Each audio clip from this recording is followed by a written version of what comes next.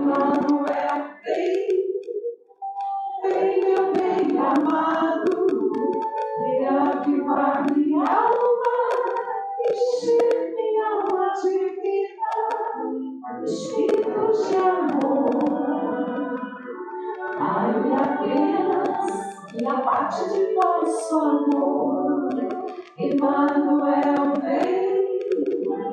vinde meu perfeito, arrebatar minha alma e salvar meu coração, ó Filho Altíssimo, amor em mim, glória ao seu santo nome.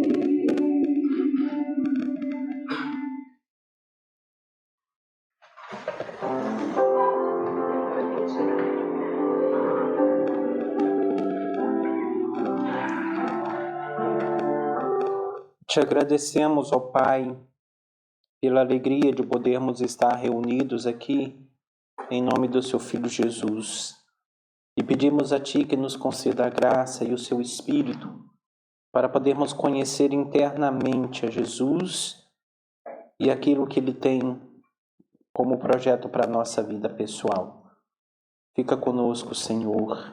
Maria, nossa Mãe, voltamos para Ti também o nosso olhar e pedimos a Sua intercessão e os Seus cuidados maternos. Queremos aprender contigo o que significa na nossa vida a obediência e fazer a vontade do Pai. Glória ao Pai, ao Filho e ao Espírito Santo. Amém. Pode sentar.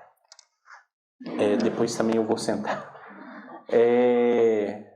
Recentemente eu tive a Covid-19 e, por incrível que pareça, isso prejudicou um pouco duas coisas muito importantes para mim, que é o meu pulmão, né, a fala e também a minha memória. Então pode ser que às vezes eu lida com algum lapso da memória, né, mas eu espero que não e que a gente possa de fato conversar sem nenhum empecilho, né?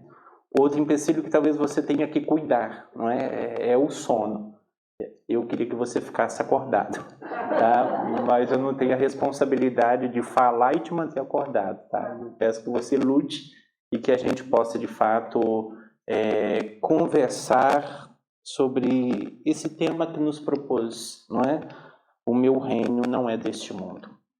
Antes, porém, de entrar nesse tema, eu gostaria de compartilhar, né? O César falou que até dispensa a apresentação, e eu creio que sim. Já tenho, desde 93, eu leio A Verdadeira Vida em Deus, e depois eu tive a graça de poder conhecê-los, né? E caminhar junto, oferecendo aquilo de mais precioso que eu tenho, que é o ministério. E isso aconteceu de modo muito especial. Eu estive naquele encontro em Camboriú, eu não sei qual foi a data, 2008, né, em que a Vassula esteve. E eu estava sentado lá, a gente foi fazer o passeio, eu sentei lá um pouquinho para descansar mesmo, todo mundo estava assim. E aí a Vassula passou sozinha, né? E eu pensei assim dentro de mim, meu Deus, essa mulher não pode estar sozinha. Né? Ela não pode caminhar sozinha, não porque representa algum risco, não é, para a igreja. E ao pensar desse modo, essa mulher não pode estar sozinha. Eu pensava na obra toda, não é? Então, deste modo, eu me ofereci a Deus para poder estar junto, como vocês. Oferece o que há de mais especial de vocês, né? Os vossos talentos e tudo. O que eu tenho para poder oferecer é o meu ministério, né? E assim tem acontecido, porque eu observava que Chiara Lubick, o Kiko com a Carmen, né? Que representam o movimento neocatecumenal, né? E a Vassula, todos rodeados, né? De padres, bispos e tudo. E de repente aquela sensação de ver a Vassula ali sozinha, né? Não estava rodeada de padres, de bispos, como deveriam estar. Desse modo eu ofereci a minha vida, o meu ministério, para poder caminhar juntos, né? E confesso a vocês que eu fiquei profundamente feliz, e estou profundamente feliz com o Frei Olivar, com o Padre Eduardo, não é? Que parece que vestiram a camisa e estão juntos, né? E eu acho que vocês também têm essa necessidade, como eu, de ver essa presença a mais dos ministros ordenados, padres, bispos, não é? E eu senti isso quando, de repente, bastou falar que nós iríamos almoçar com os padres e, de repente, 33 livros, né, nós oferecemos ali para aqueles 33 padres, porque nós temos essa necessidade mesmo, né, dessa presença da igreja. Vocês são igreja, mas a presença dos padres também, para poder ajudar a preservar e divulgar também esse grande tesouro que é a verdadeira vida em Deus, não é? Então, o tema que nós vamos refletir é o tema desse retiro: o meu reino não é deste mundo. Nós encontramos com essa fala de nosso Senhor Jesus Cristo no Evangelho de São João, e normalmente na liturgia da igreja nós o encontramos no relato da Paixão, não é? Na Sexta-feira Santa, e também em algum ano, no ano A, B ou C, não me lembro direito, mas o fato é que nós nos colocamos diante do Cristo, Rei do Universo, dentro da liturgia da igreja, todos os anos, né, na festa do Cristo Rei. Então, se nós vamos lá no Evangelho de São João, nós encontramos essa fala de Jesus num diálogo com Pilatos, não é? Respondeu Jesus para Pilatos: o meu reino não é deste mundo. Se o meu reino fosse deste mundo, os meus recrutas combateriam para que eu não fosse entregue aos judeus. Mas agora o meu reino não é daqui. Eu convido vocês a parar e pensar o que Jesus realmente estava querendo dizer com isso. O meu reino não é deste mundo. Porque se o reino dele não é deste mundo, e ele disse: se o meu reino fosse desse mundo, os meus soldados lutariam por mim, não é? Então, por que nós lutamos para poder defender, não é, a causa de nosso Senhor Jesus Cristo, se ele mesmo disse que o seu reino não é deste mundo? Então, nós estamos falando, nosso Senhor Jesus Cristo disse: o meu reino não é deste mundo. Então, vale a pena nós entendermos, né, do ponto de vista teológico, o que nosso Senhor Jesus Cristo estava querendo dizer. Pilatos, que era governador, né, do Império Romano, e a Judéia estava submetida ao Império Romano, ele estava preocupado com o cargo dele, com o reino dele. Então, deste modo, diante de nosso Senhor Jesus Cristo, ele se preocupava apenas com isso, de tal modo que ele via nosso Senhor Jesus Cristo ali apenas como mais um agitador político e religioso. E num versículo antes deste, ele perguntou para ele: tu és rei? E essa foi a resposta de Jesus: o meu reino não é deste mundo. No fundo, Jesus estava querendo dizer: não deste modo, não é? O meu reino não tem origem neste mundo, né? Porque se o meu reino tivesse origem neste mundo e fosse do modo do reino, né, de Pilatos, então, na verdade, os seus soldados lutariam por ele, não é? Então, meus queridos irmãos e irmãs, nosso Senhor Jesus Cristo também diz: agora o meu reino não é deste mundo.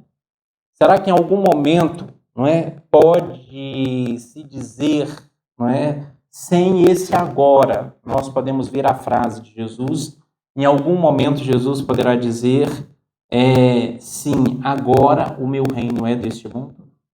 São algumas perguntas que eu vou fazendo para poder gerar na nossa reflexão.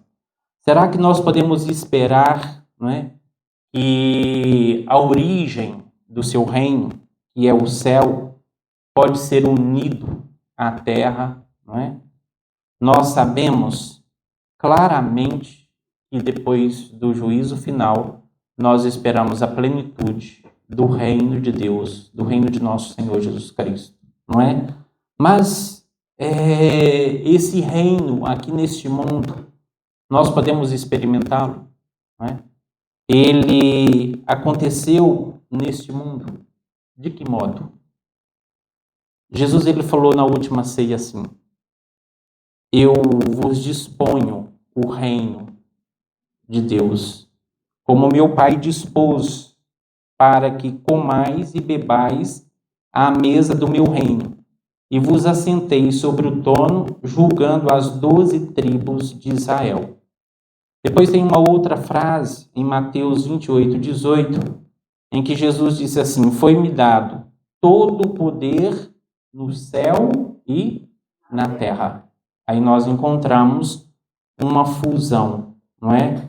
De tal modo que todo o poder de Jesus no céu e na terra. Agora nós podemos sim pensar no seu reino neste mundo.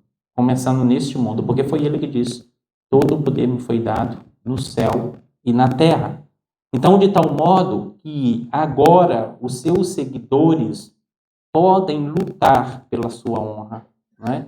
Pois servem a um Senhor ressuscitado que demonstrou o seu poder sobre a morte.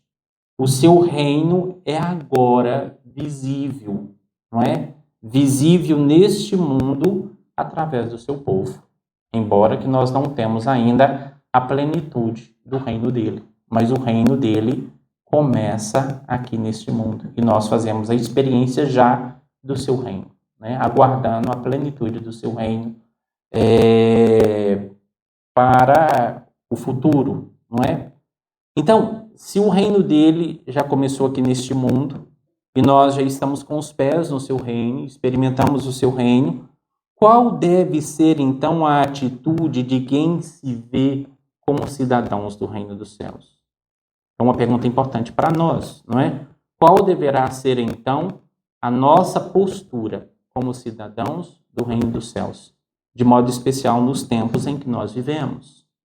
Nós temos que viver preocupados, não é? Com um monte de coisas que acontecem no mundo. Nós devemos ficar preocupados com os Illuminati, com a maçonaria, com a nova ordem mundial e com outras coisas? São perguntas, não é? E do contrário também, será que nós devemos inverter os valores de tal modo que a gente se envolva, né, e se preocupe com considerações das coisas do reino dessa terra, deixando de lado a prioridade do reino de Deus? Então eu convido vocês a ir fazendo essas perguntas para que dentro do nosso coração, de fato, a gente vá aprofundando e a gente vá se questionando para nós podermos encontrar a postura exata, né, da nossa vida e do nosso comportamento como pessoas que acreditam no reino de Deus, cujo reino já começou para nós. Como que deve ser? Ou cruzamos os nossos braços na espera dele, né? Com a crise. Eu não queria tanto tocar esse assunto, mas eu achei necessário passar um pouco por ele, falando da crise, da pandemia, aquilo que nós estamos vivendo. Vocês viram o quanto que isso mudou a estrutura das coisas, mudou para nós também. E eu acredito que você, como eu, tem a oportunidade de ver, né, diversas leituras, fazer diversas leituras também dessa crise. Mas eu gostaria agora de fazer uma leitura com você como cristãos que se preocupam, esperam e aguardam a segunda vinda de nosso Senhor Jesus Cristo. Não é? Para você que crê, assim como eu, na vinda de nosso Senhor Jesus Cristo, seria interessante nós pensarmos o quanto essa crise dessa pandemia nos colocou diante de uma experiência que os discípulos de Jesus tiveram, que foi aquela preocupação, não é? Será que esse é o sinal real da volta do Senhor? Podemos perguntar, não é? Nós podemos dizer que já é o fim? Deste modo, meus queridos irmãos e irmãs, nós nos colocamos diante dos questionamentos que os discípulos de Jesus faziam Isso está relatado em Mateus 24. Os discípulos estavam ansiosos, preocupados, para saber quando se daria o fim, né? Os últimos acontecimentos e quais seriam os sinais da vinda dele e do fim do mundo. Nós encontramos isso no capítulo 24 do Evangelho de São Mateus. E para poder respondê-los, Jesus fala de três coisas ali misturado. Né? Ele fala sobre o fim do Templo de Jerusalém, né, que aconteceu nos anos 70. Jesus fala da sua volta gloriosa, da parousia. Jesus fala do juízo final. Não é? Então a gente precisa fazer uma boa exegese ali do texto para a gente poder identificar cada assunto que Jesus Cristo está falando. Mas o mais interessante para nós é que nosso Senhor Jesus Cristo, ele, depois que faz esse sermão profético, ele conta para os discípulos algumas parábolas. Não é? Dentre elas, ele contou aquela parábola, aquela metáfora das 10 virgens. E você conhece bem a história. E quando Jesus contou essas parábolas dentro desse contexto da ansiedade dos discípulos sobre quais seriam os sinais, não é, do fim e da sua volta, mais do que definir quando seria, Jesus quis despertar nos discípulos qual deveria ser a preocupação que nós deveríamos ter, né? Qual deveria ser a preparação. Se você pega a parábola das 10 virgens, você vai ver, né, que nosso Senhor está querendo mostrar para os seus discípulos a importância de não serem achados em falta na volta. Não é? Jesus conta a parábola para que eles entendam, né, que não devem deixar para tomar as providências de última hora. Mais do que definir a hora, Jesus se preocupa em despertar no coração dos discípulos como que deveria ser o seu comportamento para quando ele voltar, para quando ele chegar, não é? Então, deste modo, nós podemos pensar que as parábolas, elas não ensinam doutrinas. As parábolas, elas querem, na verdade, despertar questionamentos e dar algumas lições que são importantes para a nossa vida, né? O mais importante em qualquer parábola bíblica é a lição que devemos tirar delas, não é?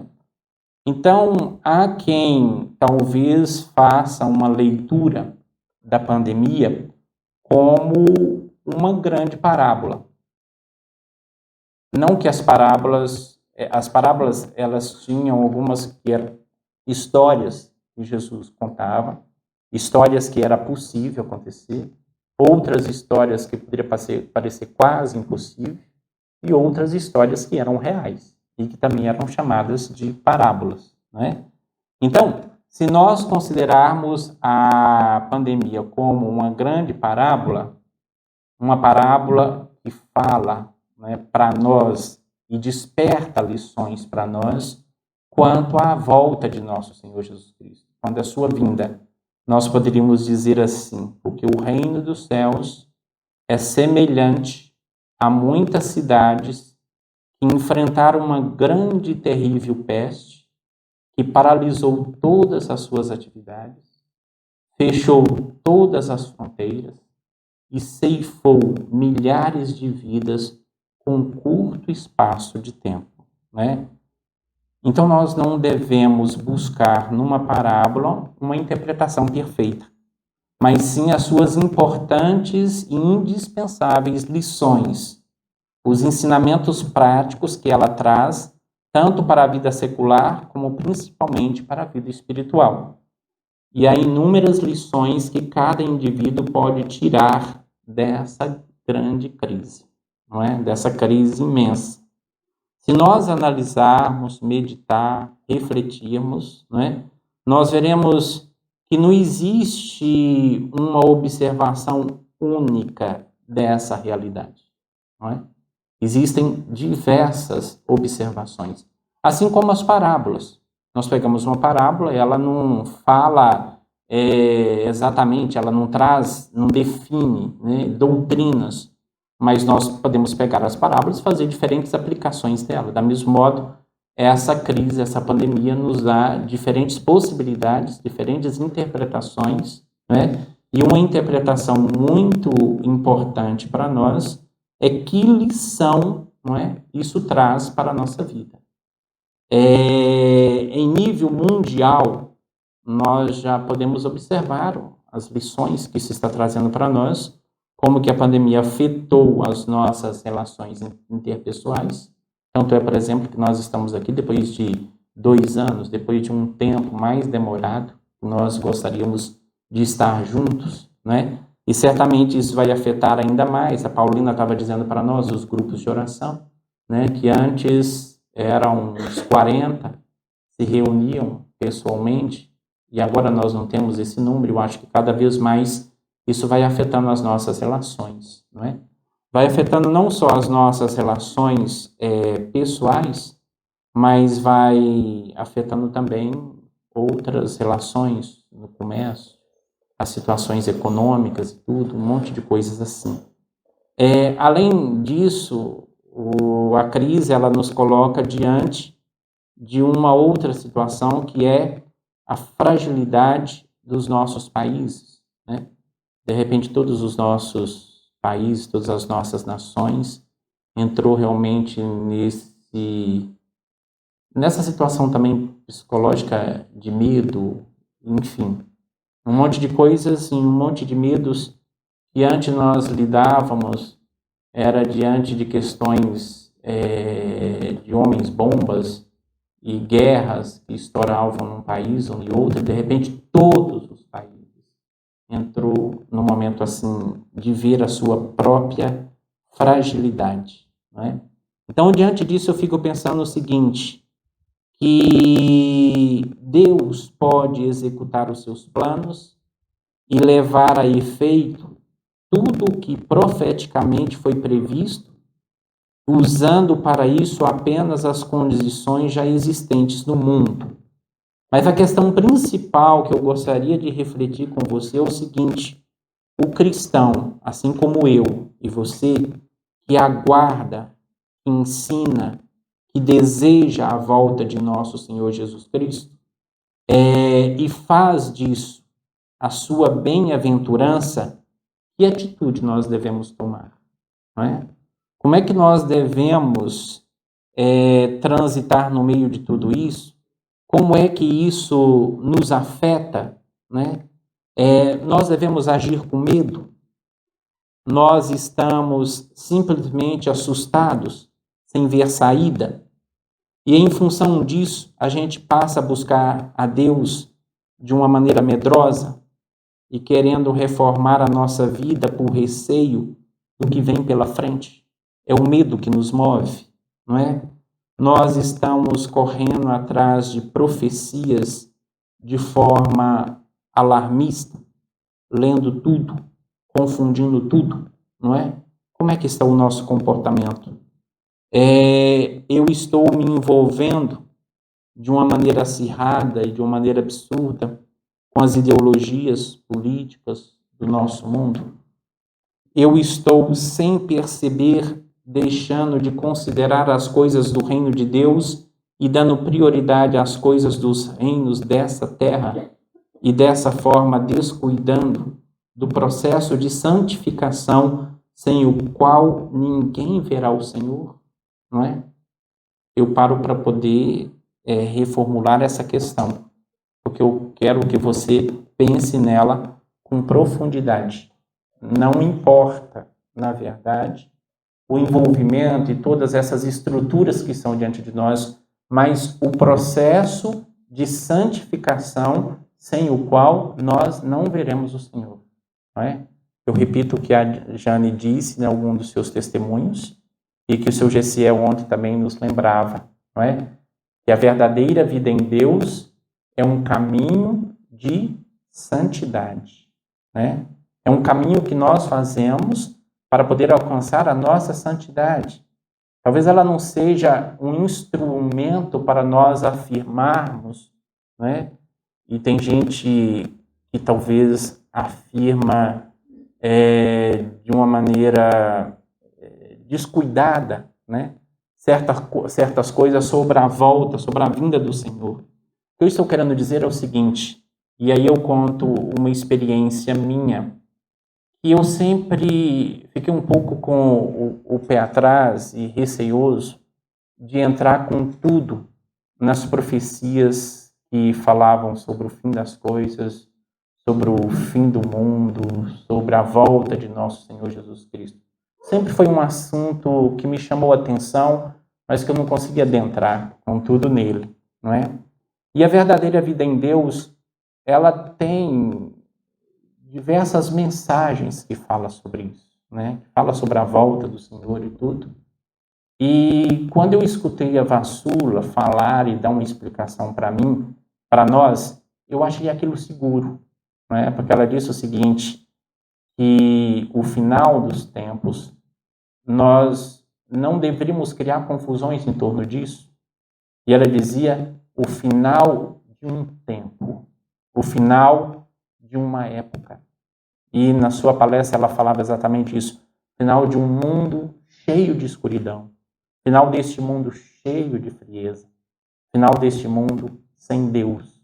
Isso encheu meu coração de esperança e me fez mergulhar de cheio, não é? E com muito mais segurança em tudo isso, porque não traz para nós o desespero, mas traz para nós a oportunidade e a esperança.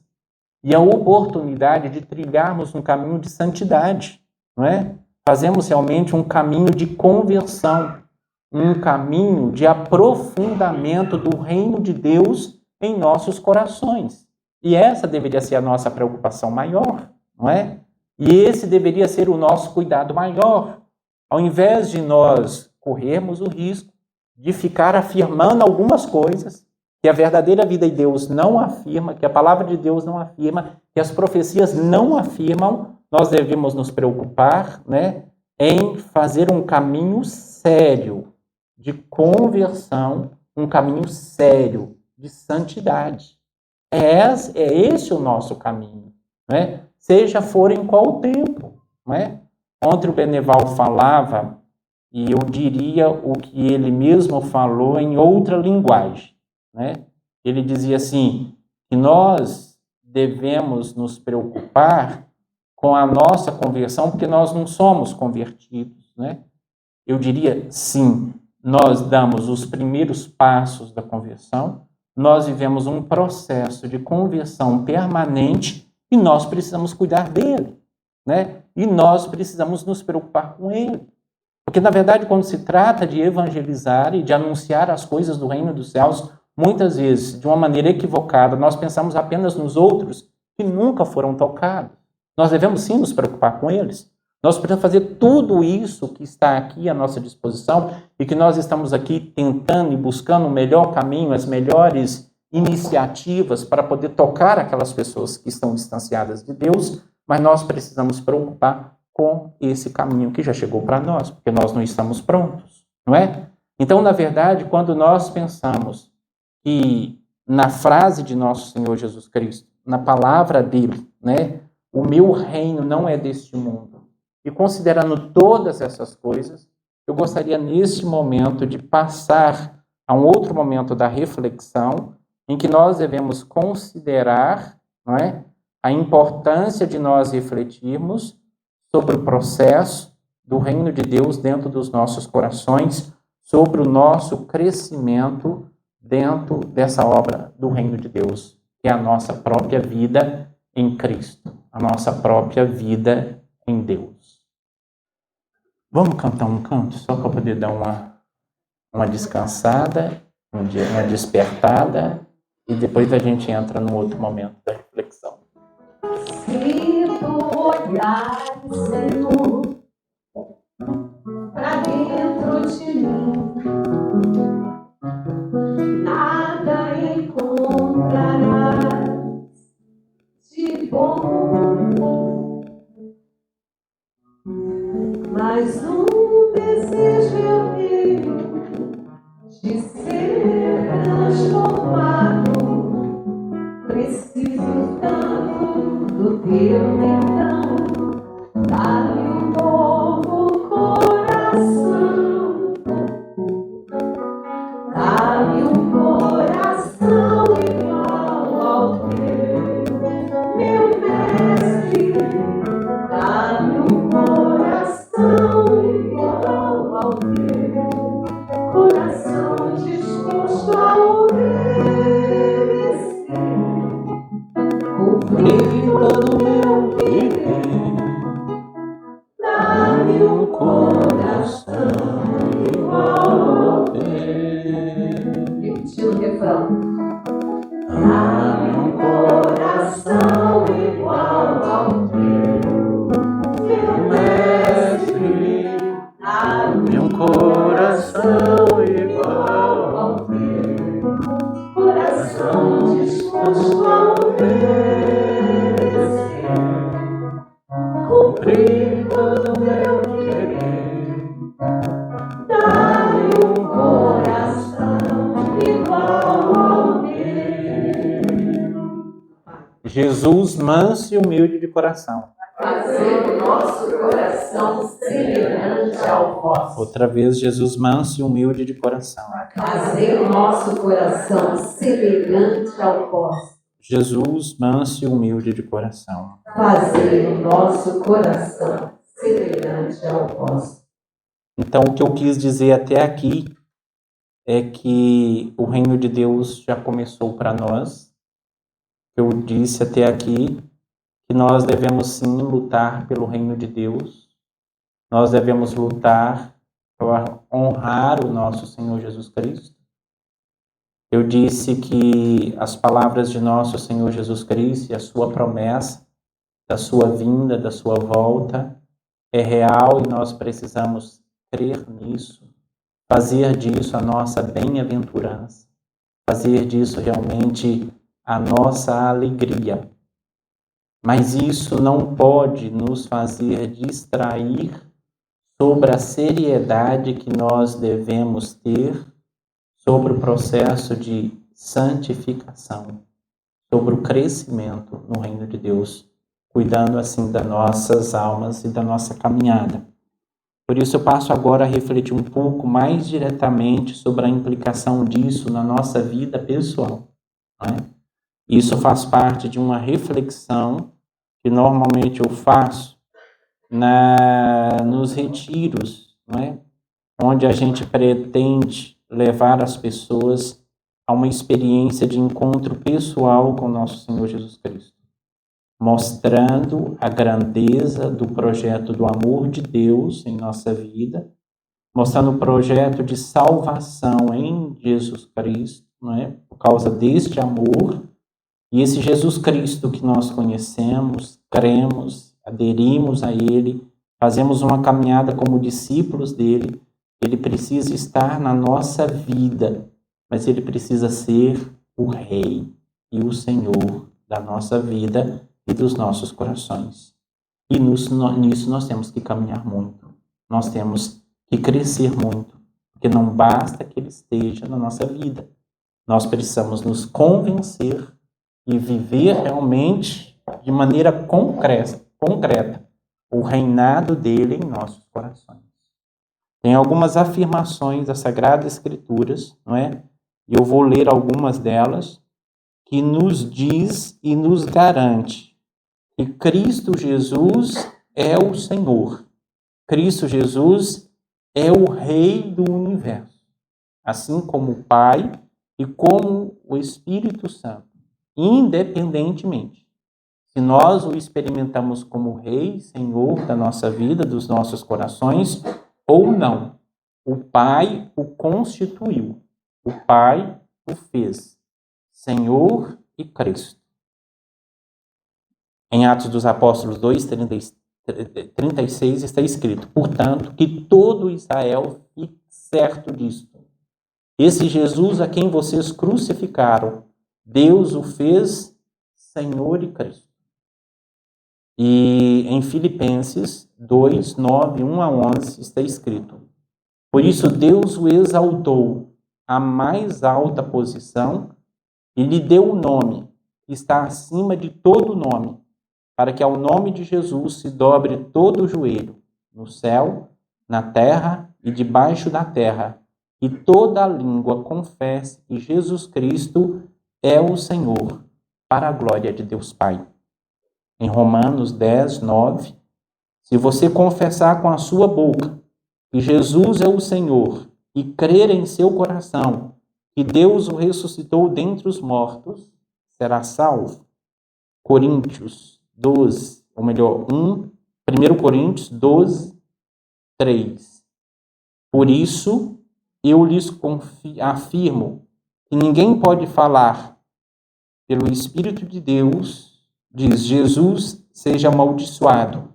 E ninguém pode dizer Jesus é o Senhor, a não ser pela ação do Espírito Santo.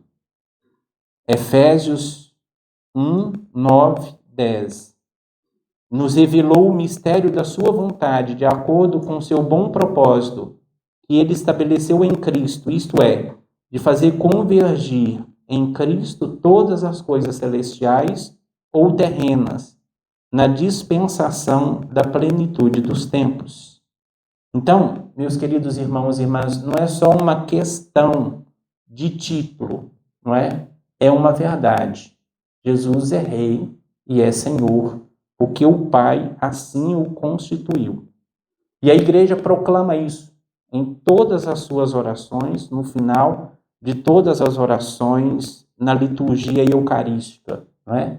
Ela termina dizendo: por Cristo, nosso Senhor, que vive convosco na unidade do Espírito Santo, não é? Por Jesus Cristo, nosso Senhor.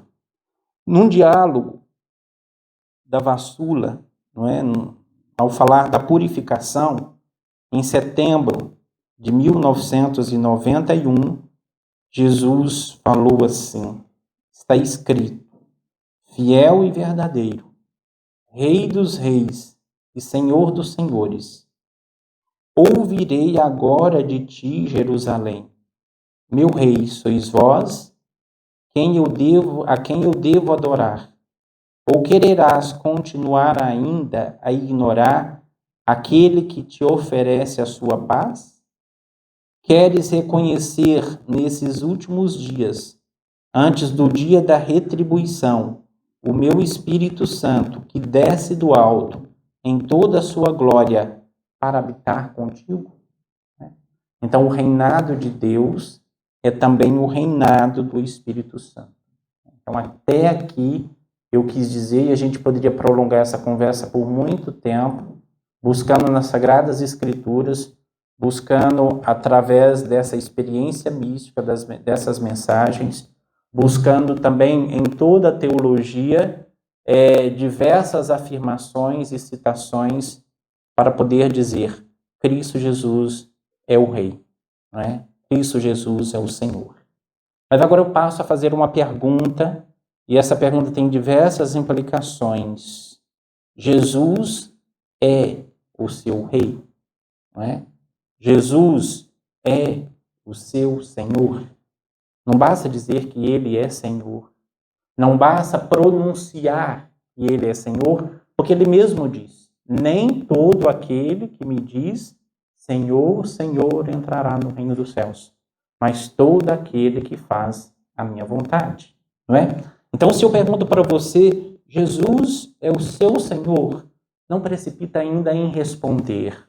Vamos ampliar mais essa pergunta e vamos ver diversos desdobramentos dela e diversos aspectos dela. Porque essa é uma pergunta que deve confrontar a sua vida e deve te levar a fazer uma verdadeira revisão da sua vida diante dessa verdade. Porque, conforme eu falei anteriormente, e repito, ninguém de nós poderá ver a plenitude do reino de Deus se nós não vivermos um processo sério de santificação. Ninguém de nós poderá viver um processo sério de santificação se nós não levarmos a sério essa verdade de fazer Jesus o Rei e Senhor da nossa vida e dos nossos corações. E nisso aí está uma responsabilidade nossa, não é? Embora Cristo Jesus já fez toda a sua oferta salvífica para nós, para que Ele seja Rei, Senhor da nossa vida, isso é uma coisa que depende exclusivamente de nós. Você dá a chave da sua casa, não é? Você dá a chave do seu coração para quem você quiser, não é? O seu coração você abre para quem você quiser. Você fecha também para quem você quiser. Tem aquela figura bonita, né, que é uma pintura em que tem uma porta, né, sem chave, por fora, e Jesus está batendo ali, né, para poder dizer que aquela é a porta do coração. Ela tem chave por dentro, né? Entra dentro do seu coração quem você quer, né? Permanece dentro do seu coração quem você quer. Também você tranca a porta do seu coração para quem você quer.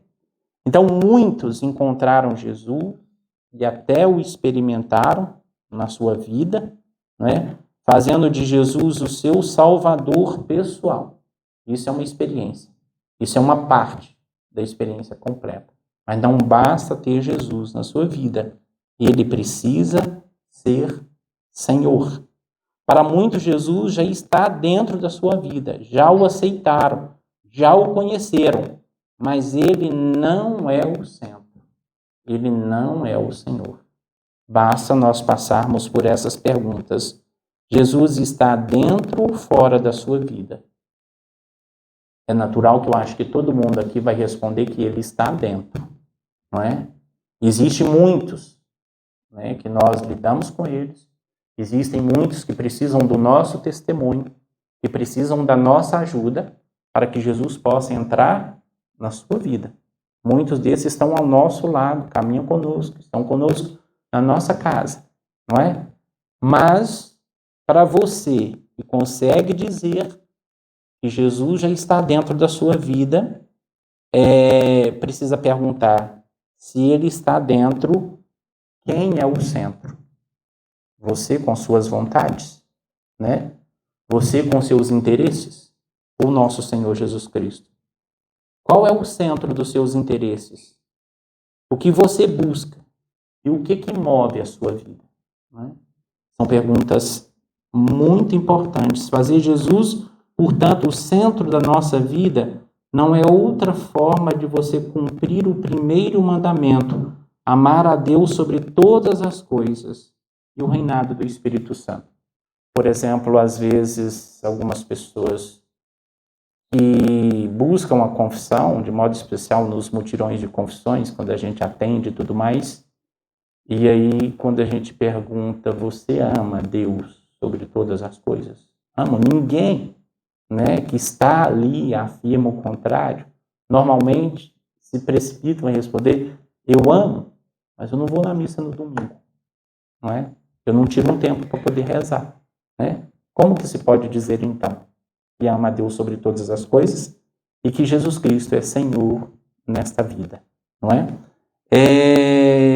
Então, se você reconhece, e não deveria ser estranho para você admitir a essa altura que Jesus está na sua vida, mas ainda não é o Rei, não é o centro, não é o Senhor, não é? Seria até muito bom nós sermos sinceros o suficiente para poder admitir isso.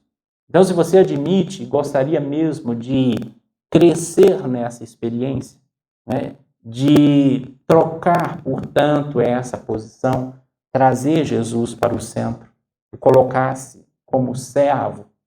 Então, existe um processo muito simples que você já tenha feito, certamente, mas eu falo disso agora para que a gente possa renovar essa aliança. A gente possa renovar isso aí, né? A Vassula conta, e depois eu vou ler essa experiência, ela contando essa experiência. Quando Jesus pediu a ela que ofertasse a sua vontade, ela ficou surpresa quando ela disse, não, mas eu fiz isso esses dias, né? Eu quero que você faça todos os dias. Porque, gente, todos os dias nós invertemos essas coisas, né? Todos os dias Às vezes, em pequenas coisas nós invertemos, né? Em situações do nosso próprio dia a dia, nossa vontade ela é tão desgovernada, né? De tal modo que os nossos interesses facilmente nós trocamos. Nós colocamos os nossos interesses no lugar dos interesses do nosso Senhor Jesus Cristo. O pior de tudo é quando isso vem de uma maneira disfarçada, né? Pior de tudo é quando parece que nós estamos atendendo ao Senhor, mas no fundo, nós estamos atendendo a nós mesmos, a nossa vontade. Nós estamos querendo que isso é que seja feito e que seja realizado. Então nós temos que ter uma sensibilidade, uma preocupação bastante grande e também um coração muito humilde, né? Para todos os dias nós estarmos renovando até que a gente entenda que é até mais fácil para nós ficarmos na posição de servos do que nessa posição que nós buscamos tanto, que nós queremos tanto, de ser o centro das atenções, o centro de todas as coisas, não é? Realizando assim sempre as nossas vontades. Teve um dia que a Margarida colocou lá naquele grupo, né, de partilha, interessante que é uma oração tão antiga e eu não a conhecia, né? E tem até uma música muito bonita dela, aquela ladainha da humildade, não é?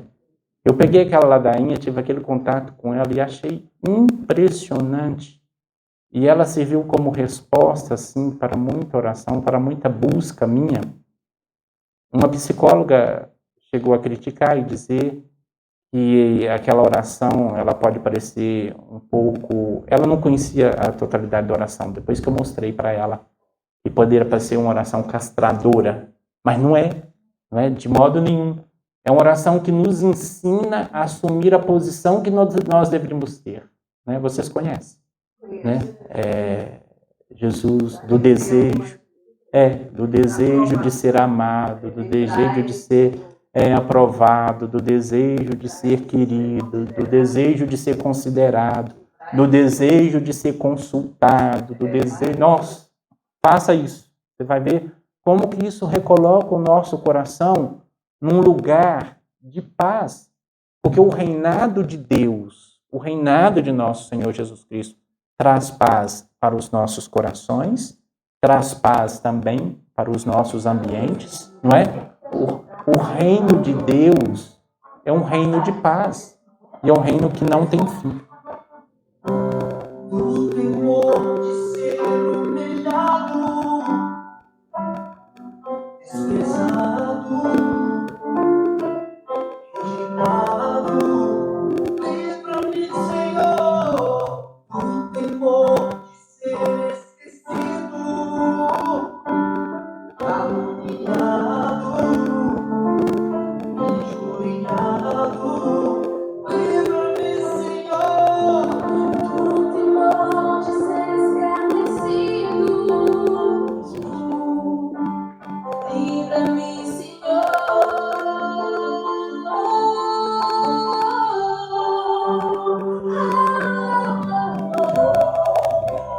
Meu coração orgulhoso e ferido pelo teu coração, Jesus, manso e humilde, que diminua eu até desaparecer, que cresça tua graça que reina em mim,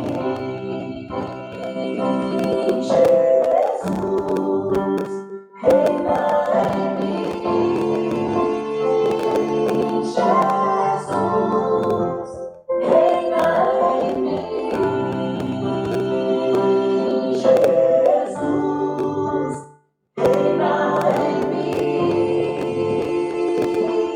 Jesus.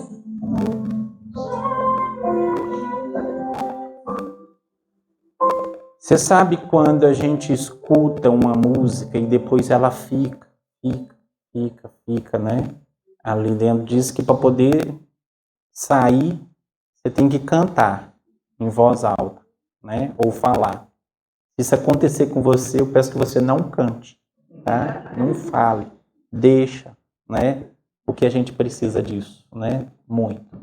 Eu queria falar para você rapidamente de pelo menos 4 passos para você fazer Jesus Senhor, Rei, para você refazer de novo, se recolocar de novo.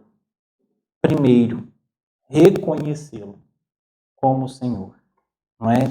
Saber que Ele é Deus, Ele é o chefe da vida humana, Ele é o chefe da história, Ele é o caminho, a verdade e a vida, Ele é o único Salvador da humanidade. Saber disso, você já sabe, não é? Mas é preciso aceitá-lo como Senhor no seu coração, na sua vida, convidando-o expressamente para que ele seja o centro da sua vida.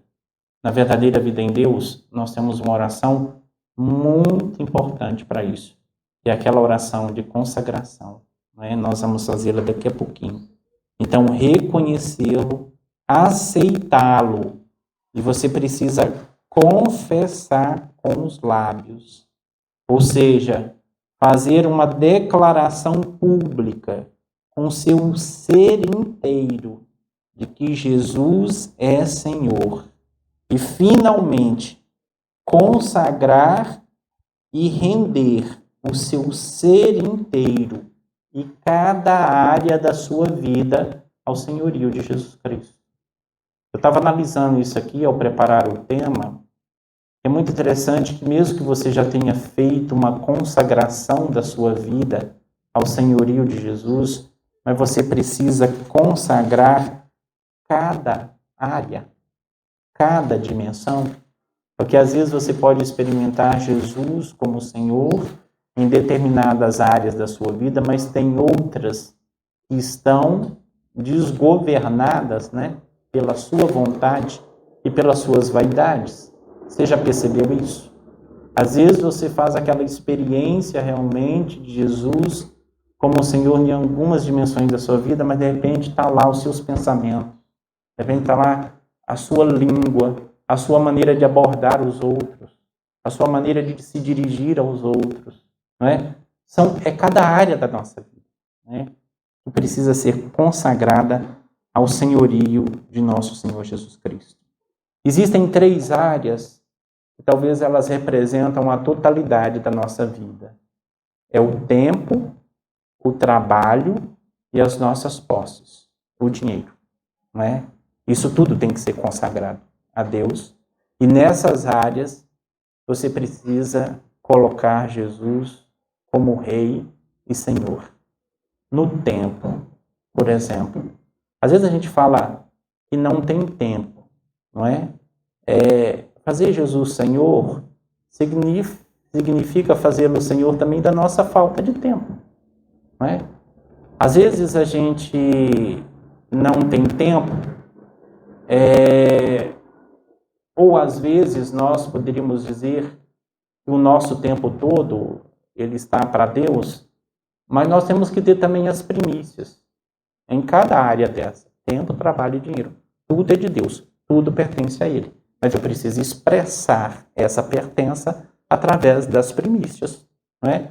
O que seriam as primícias do tempo para Deus? Seria o melhor do nosso tempo.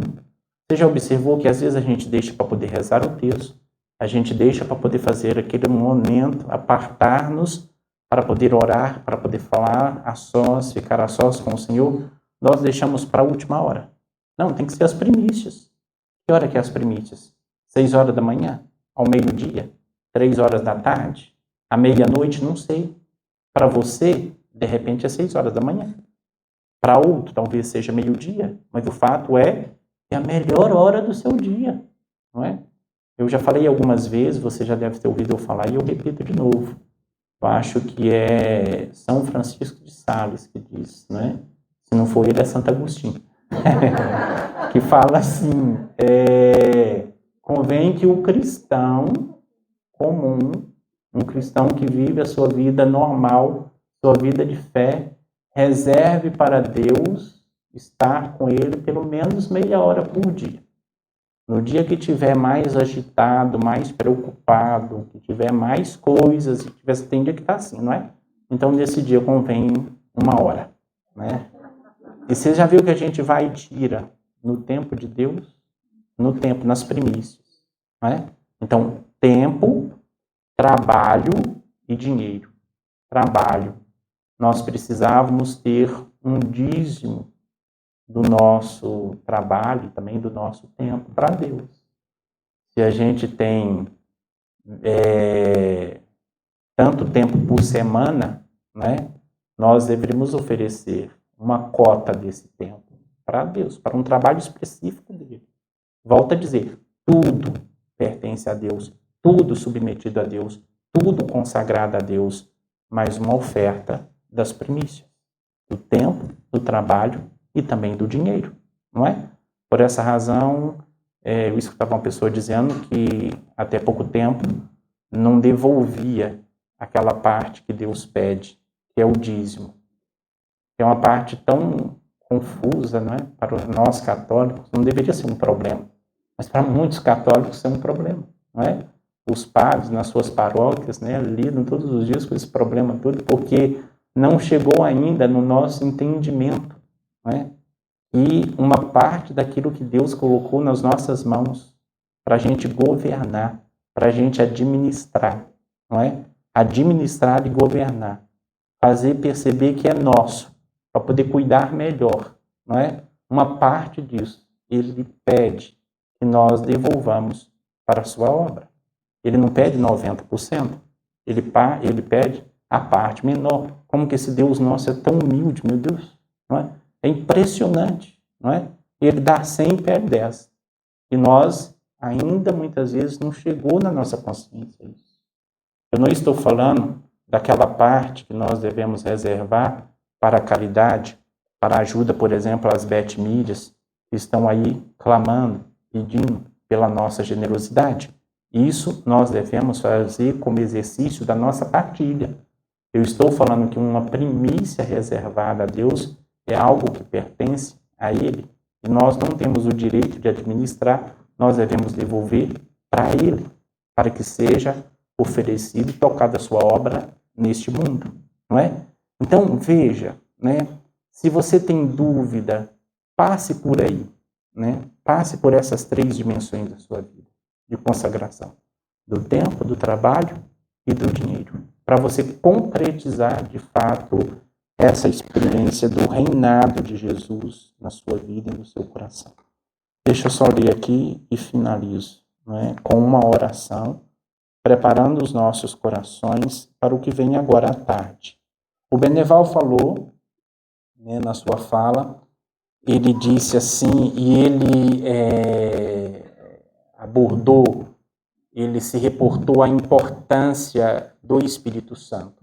De fato, não é? O Espírito Santo é aquele que foi nos dado, não é? Para poder realizar em nós a santificação, por isso ele é o santificador. O Espírito Santo, ele foi nos dado para nos congregar, não é? Para poder nos fazer a experiência da comunhão, a unidade, né, da igreja esperada por nós, a unidade entre nós, é uma obra do Espírito Santo, não é? A santificação, a unidade e também o apostolado, uma obra do Espírito. Nós estamos aí para poder reorganizar a comissão organizadora, para poder atribuir trabalhos e tudo, para poder assumir o nosso apostolado nessa obra, não é? Com fervor, com poder, sem destemor e tudo, mas isso é uma obra do Espírito em nós. Porém, o Espírito Santo não vai agir no coração que ainda não se entregou, que não fez Jesus o seu rei, não fez Jesus o seu Senhor, não é? Se você quer realmente o Espírito Santo na sua vida para poder realizar isso que nós acreditamos que faz parte da vocação universal de todo cristão, que é a santidade, a fraternidade e o apostolado. Se você quer realmente viver isso, e a verdadeira vida em Deus nos coloca de cheio diante disso aí, você precisa do Espírito Santo. Mas, para receber o Espírito Santo, é condição indispensável que você faça Jesus Senhor da sua vida. Que você faça Jesus dono da sua vida. Porque se Jesus não for o Senhor, não for o dono, para que você quer o Espírito Santo? Né? Tem um padre que falava assim, eu achava interessante, ele diz assim, você ligar o controle remoto, ou melhor, para você ligar a televisão, basta o controle remoto. Então, pedir o Espírito Santo para poder cruzar os braços, para poder ficar do jeito que está, né? Então, não precisa do Espírito Santo para poder fazer tudo o que nós fazemos. Então, você precisa, de fato, do Espírito Santo para ser mais santo. Você quer ser mais santo? Então, pede o Espírito Santo. Você quer realmente ser unido? Você quer realmente viver e dar testemunho de comunhão? Então, pede o Espírito Santo. Para que pedir o Espírito Santo para poder continuar causando divisão e sendo divisão onde quer que nós estejamos? Dentro da família, dentro da igreja, dentro da paróquia, dentro do movimento. Para que então nós queremos o Espírito Santo? O Espírito Santo não vem para poder confirmar isso.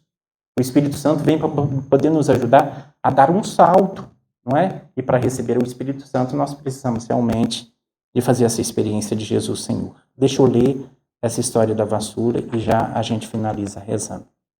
A vassoura diz assim: Deus não quer rival nenhum dentro de nós. O maior rival é a nossa vontade. O Padre Eduardo falou isso para nós mais cedo. Isso é muito importante. Todos nós queremos fazer a vontade de Deus, mas às vezes a nossa vontade vem na frente da vontade de Deus. Vem em primeiro plano e assim se torna concorrente de Deus.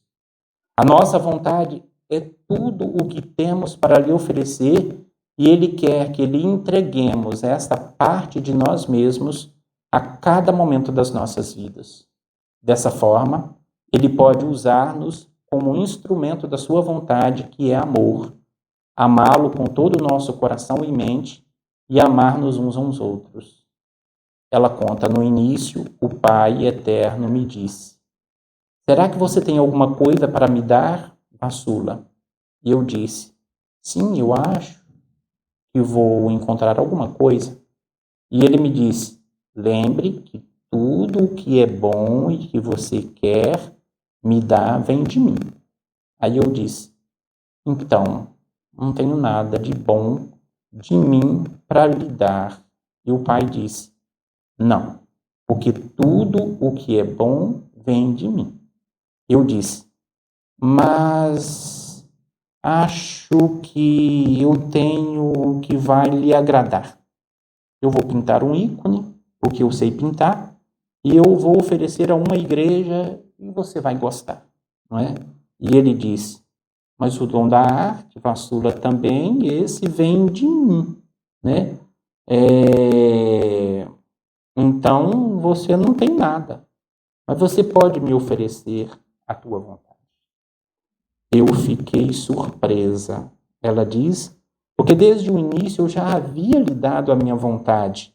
Mas ele disse: sim, mas eu gostaria de escutar a mesma coisa todos os dias.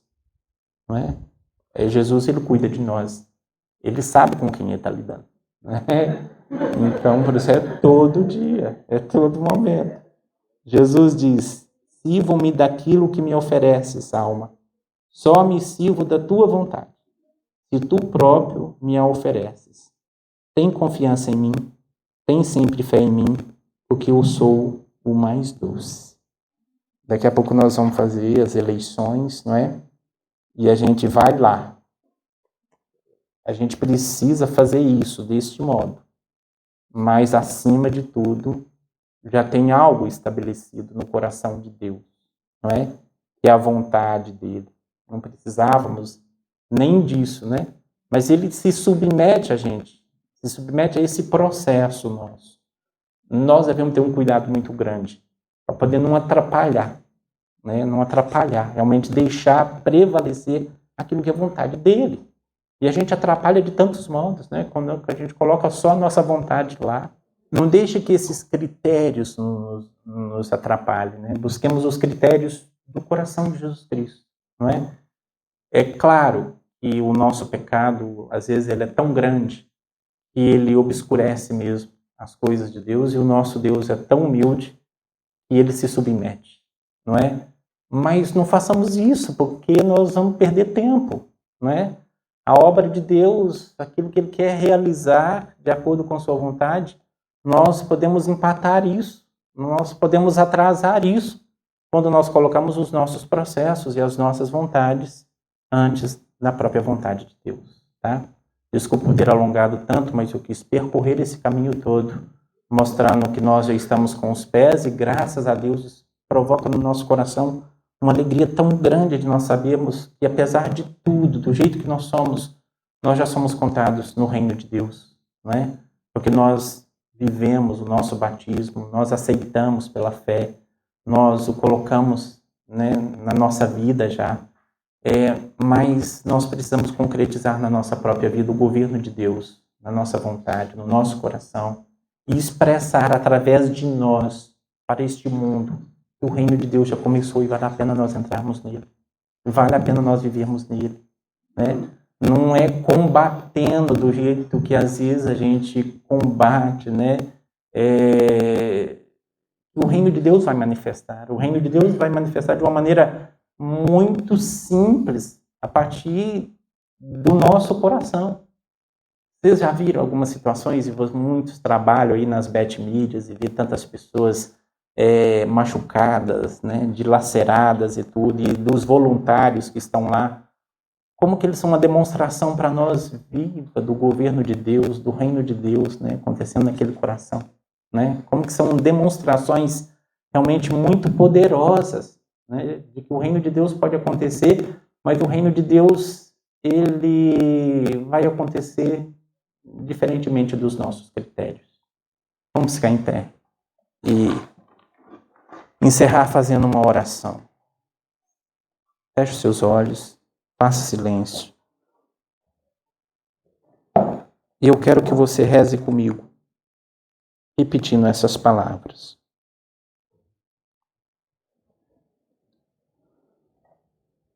Jesus, meu Salvador, todos. Jesus, meu Salvador, Impulsionado pelo seu Espírito Santo. impulsionados pelo seu Espírito Santo, Reconheço-te como Senhor e Rei. Aceito-te como meu Senhor. como meu Senhor, Convido-te a entrar na minha vida como Senhor. Proclamo-te Senhor da minha vida. Entrego-te todas as chaves da minha vida. todas as chaves da minha vida. Quero que sejas Senhor e Rei do meu tempo. Senhor do meu trabalho e do meu descanso. Senhor do meu dinheiro e das minhas posses. Senhor da minha vida afetiva.